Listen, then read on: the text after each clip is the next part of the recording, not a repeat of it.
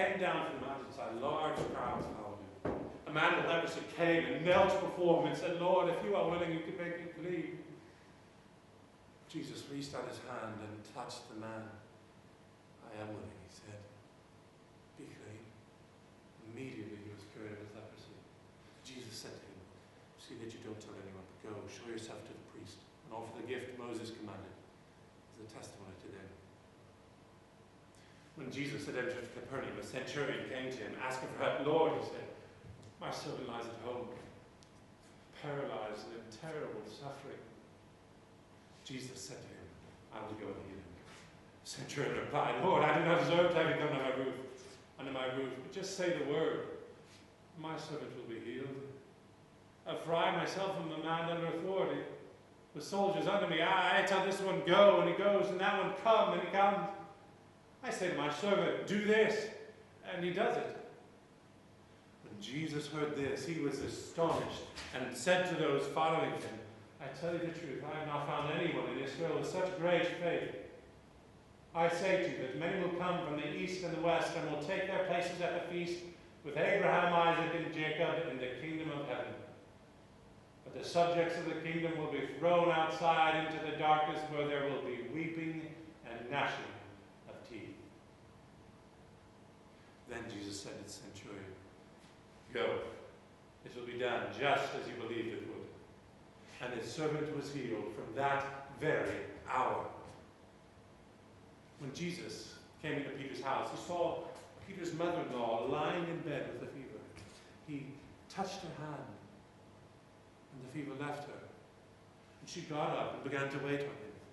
When evening came, many who were demon-possessed were brought to him, and he drove out the spirits with a word and healed all the sick. This was to fulfill what was spoken through the prophet Isaiah.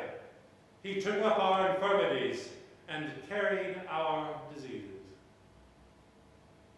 When Jesus saw the crowd around him, he gave orders to cross to the other side of the lake. Then a teacher of the law came to him and said, Teacher, I will follow you wherever you go. Jesus replied, foxes have holes, and birds of the air have nests. The Son of Man has no place to lay his head. Another disciple said to him, Lord, first let me go and bury my father. But Jesus told him, let the dead bury their own dead. Or follow me, and let the dead bury their own dead. Then he got into the boat, and his disciples followed him.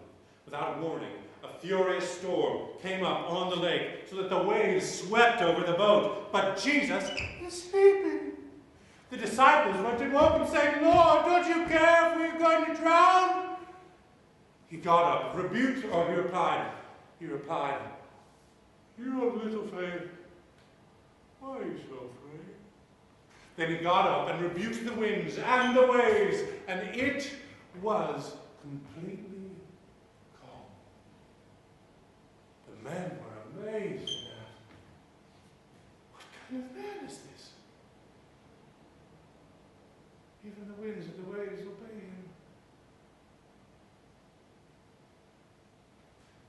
When he arrived at the other side of the region of the Gadarenes, 2 demon-possessed men coming from the Jews met him. They were so violent that no one could pass that way.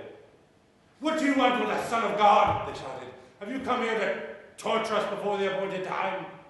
Some distance from them, large herd of pigs were feeding. The demons begged Jesus, if you drive us out, send us into the herd of pigs. He said to them, go. So they came out, went into the herd of pigs, went to the pigs, and the whole herd rushed down the steep bank into the lake and died in the water. Those tending the pigs ran off, went into the town, and reported all this, including what had happened to the demon-possessed men. Then the whole town went out to meet Jesus, and when they saw him, they pleaded with him to leave their region.